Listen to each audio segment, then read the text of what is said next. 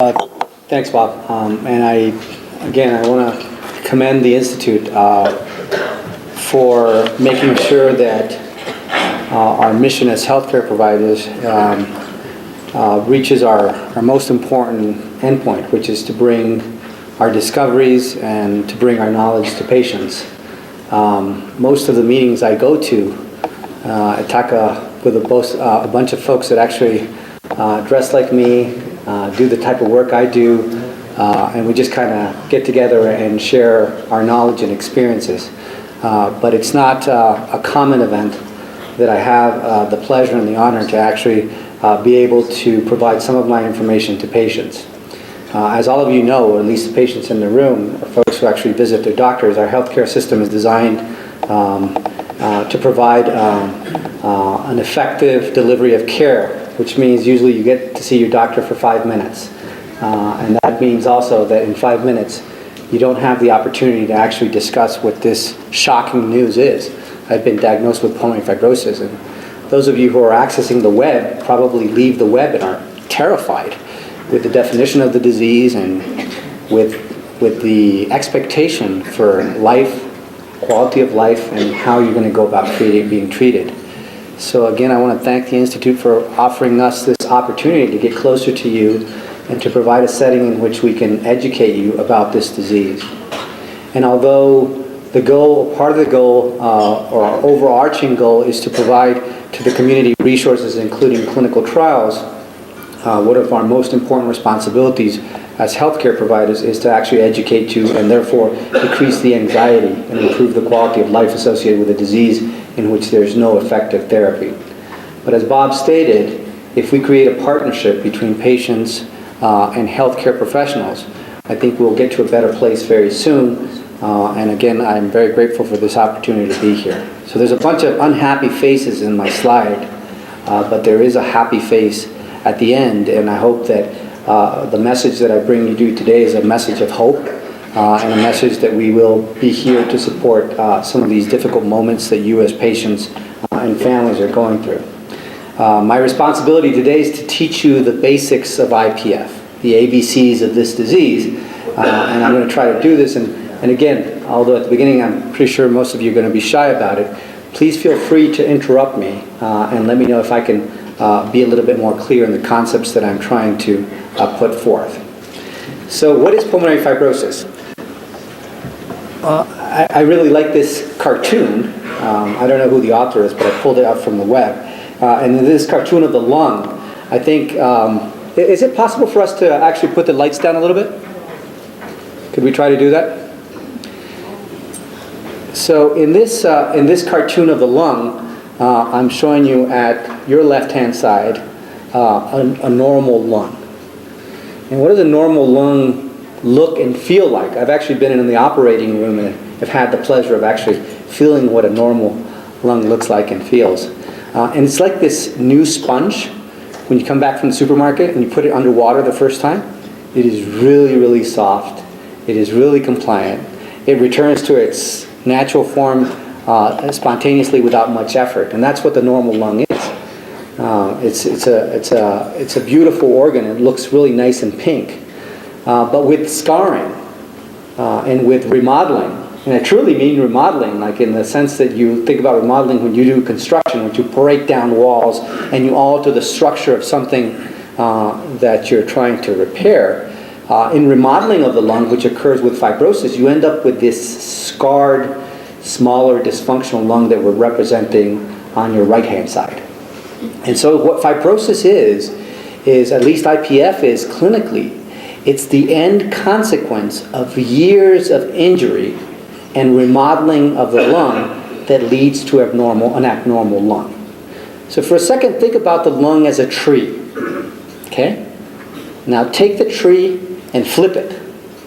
And the conducting airways are the trunk and the larger branches of the tree. And the functional units of the lung are the leaves. Now think about those leaves not as leaves, but as hollow grapes, which is what I'm representing on the figure on your left-hand side. And these little small hollow areas are those grapes. That's where the air actually ends up coming after you take a deep breath. So to the distal portion of the breathing tree, and that's where the oxygen sits. And why does it sit there? Well, because the structure of that grape is such, it's so thin-walled that it allows for the free exchange of gas from that inside of the grape to the capillaries. And what are the capillaries? Well, there is a parallel tree of blood vessels, if you will, that follows the respiratory tree. And I'm trying to represent it, or actually it's very well represented in this graph. And you see in blue the veins, and you see in red the capillaries.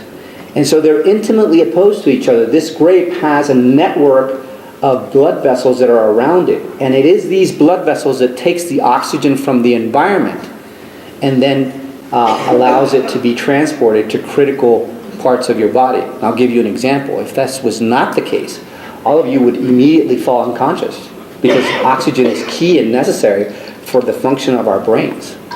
Or you'd have immediately a heart attack because oxygen is of real importance to the normal function of the heart. So this function that we assumed for many, many years was something that naturally occurred to us is very complex and requires for integrity of the lung. The lung needs to remain intact for breathing to effectively occur. And what happens with fibrosis is this virtual space, a very small space that existed between the hollow grape and the capillary of networks, is now being filled by a scar. And that scar is what we call pulmonary fibrosis. And that scar is not focal. As you can see in the cartoon, that fibrosis is diffuse. It compromises or affects the entirety of the lung. And how can you actually compensate for this? Well, most of you who have fibrosis and are in this room know it. The only way to increase the exchange of gases or oxygen from the hollow grape to these capillaries is by giving you more oxygen. And that's why there's a number of you in the room that actually have portable oxygen units to try to increase the amount of oxygen that effectively reaches that hollow grape that we've been talking about. So as I said, fibrosis is a disease that occurs over time in which the normal structures of the lung get replaced for a scar and is characterized by the inability of the lung to effectively take oxygen to other organs. Does that make sense to the audience? Does anybody have a question regarding this so-called definition of pulmonary fibrosis? Please. You said over time. How much time? That's a great question. And I have a slide that I'm going to share with you in a second. I think I'm going to spend some time there. And if I haven't answered your question then... Oh yeah, sorry. So the question was, how long does it take for this disease to develop? And so what I was saying is I'll try to address that effectively, and if I don't, please let me know and ask the question again. How about another question? Okay. So let's move on. Sorry. Pulmonary fibrosis and COPD. Okay. It's a great question as well, and a very relevant question because... So the question was, what's the difference between idiopathic pulmonary fibrosis and chronic obstructive pulmonary disease? And so since semantics are important, the former is IPF and the latter is COPD.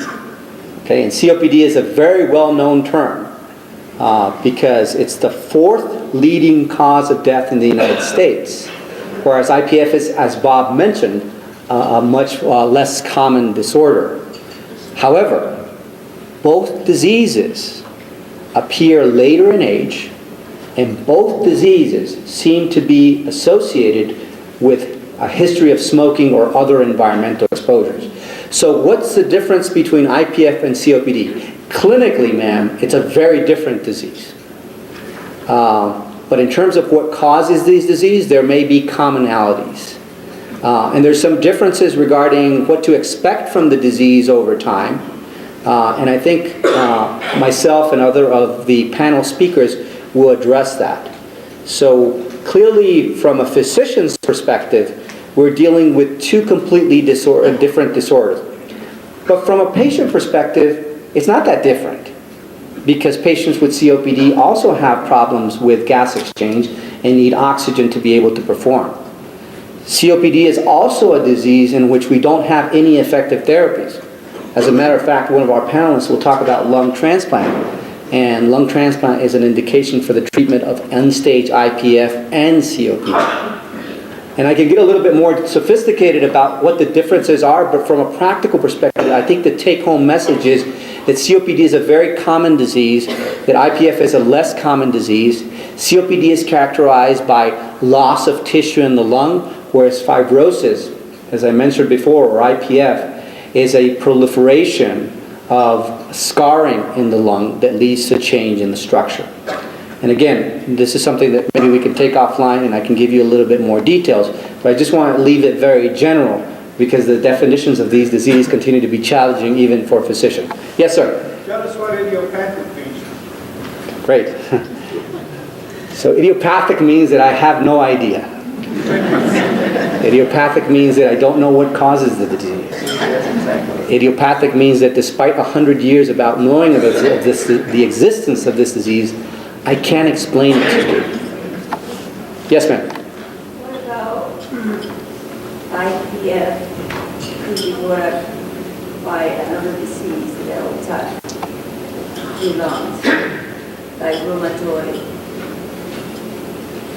Another very important question. So idiopathic pulmonary fibrosis is also known, so the question was, is IPF secondary to another condition? And the very good example that was given is, for example, in these systemic disorders of inflammation, like rheumatoid arthritis, can I develop IPF in the setting or context of rheumatoid arthritis, correct? And that's a very, very good question. The answer to that question is, by definition, no. What do I mean by that? Well, idiopathic pulmonary fibrosis is thought to be secondary to nothing that we really know. That's why it's idiopathic. However, patients with rheumatoid arthritis or other forms of autoimmune lung disease, which are not idiopathic, we know that an individual has a disorder and has developed lung disorder secondary to that condition. These individuals can have features that resemble IPF, both in terms of the symptoms that you present, the progression of the disease, or the lack of response to therapy. So, by definition, when we know what the cause of the lung disease is, it's not idiopathic pulmonary fibrosis, and it's actually important in terms of distinction for clinical trials. But from a patient's perspective, I don't care. If I have this lung disease and it's fibrosis of the lung, what do I care if it's to inflammation in my joints or something that you don't understand? So from a patient's perspective, it's not that different. Good. Many questions. Yes, sir? Does the drug mycophenolate, does that help with the IPF? And because that's an anti-cardiac rejection drug, and that's something that I just started on, and I'm wondering if that's supposed to stop the progression of... The question is, does the medication that I'm taking actually work for IPF? Because this medication that I'm taking is an anti-inflammatory. And the answer to that question is, if you are, it's not straightforward, but if you have IPF, you should not be treated with immune suppression. So again, a question that will be addressed specifically by one of our panelists. But again, a question that I think you and I can take offline. Another question in the back. I wanted to know the difference between hereditary pulmonary and then just pulmonary. This is fantastic. So a great question. The question is, what's the difference between the familial forms of fibrosis, in which it's clear that multiple relatives within a family have the disease, versus the sporadic form of the disease, in which Uncle Bob has the disease but nobody else has ever had it, correct? And there are very, very important differences. Mainly because we think that the origin of this disease is in a crossroads between exposures and genetics. Okay? And what are exposures? Well, you all know the exposures. It's smoking, it's pollution, it's mining, a number of things that lead to the inhalation of particles. And that, from an environmental perspective, is the insult, the injury, this thing that is actually causing damage to the lung. Whereas the genetics is what makes me short, chubby, with clear skin versus tall, dark-skinned and very attractive, right? So it's my makeup. It's what I'm made of. And in the case of IPF, there's strong evidence that genetics are very, very important in both the familial form and in the sporadic form. But in the familial form, in particular, there are some very, very interesting clues as to what genes cause this disease, and it's actually also taught us about the mechanisms of the disease. So from the perspective of the causality, in sporadic disease, we think there's a very strong environmental contribution. Whereas in the familial form, we think that there's a very, very strong component of genetics that drives the disease. But I think that for both, it's the interactions between these environmental insults and your genetic makeup that ultimately leads you to develop the disease. How common is the familial form? Classically, people reference 5%. So 1 of every 20 individuals with IPF actually have some relative with this disease. There are other investigators that think that it's as common as 20%, 1 of every 5 individuals. I think that has to do with geographical distribution, and I also think it has to do with how keen doctors are about asking family histories. So we still don't know the answer to that. Sir, you had a question. Yes, can IPF progress to COPD, or are they totally different pathways? Okay. Yeah, we just got funded by the NIH to ask that question, or to actually address the question. We asked the question, but actually you had the question before we did. Sorry, I keep forgetting, and thanks for reminding me. So the question is, can you develop IPF from COPD or vice versa? Are they completely independent diseases, or is there an overlap between these diseases? And I think the short answer is doctors really like to treat them like separate conditions. We're less comfortable when there's an overlap. But even with that hesitation that we have, I think everybody's now more accepting that there is combined disease. And to your question about what's upstream, what happens before you actually go on to develop these clear clinical presentations is a question that we need to answer and that we do not clearly. But intuitively, one would think that if cigarette smoking is the most common insult, probably some of these genetics that we're talking about dictate if you develop one extreme, the other extreme, or a combination of both. And that's where research will hopefully in the next decade teach us more about this disease. It's important because it will allow us to do this, implement this system that Bob was talking about personalized medicine, right? So there may be patients who have a combination of these diseases that should be treated in a different way. So it is a very important question. Yes, sir. Since it's scar tissue that it causes the problem with the body, it's been suggested to me that I ingest certain supplements that will get rid of the scar tissue, like pirfenidone or Seroquel or serapeptase. And my big question is, would that harm me if I took those? But that's for a more personal question. Why couldn't one take something that would dissipate the scar tissue? Great. So there's two questions here. The first question is, I've been told to take some medications that can help improve this aberrant remodeling. So we hired somebody to remodel the lung, and it's not doing a good job. Can we actually bring somebody in and help? And this would be a medication. And we have a panelist that's specifically going to address that question. And the question, I think, that refers to, should I be taking some of these supplements that potentially have the ability to do this? And so I'll let the panelists specifically address that, and I think is a very important question. And I think the second part of your question is, well, it would make sense to me that I should take things that actually destroy the scar. What do you think? And I think at the end of this symposium and this panel, you will understand what our perspective is regarding treatment and how we're going about approaching it. I do think a lot of things are intuitive, but many are not. And I think this is part of the reason why this exchange is important, so that you understand what our perspective is and why we're not going about using some of the things that would make sense to you. Okay? Great. Okay. Yes? From what I understand, the only cure or fix for IVF is a lung transplant.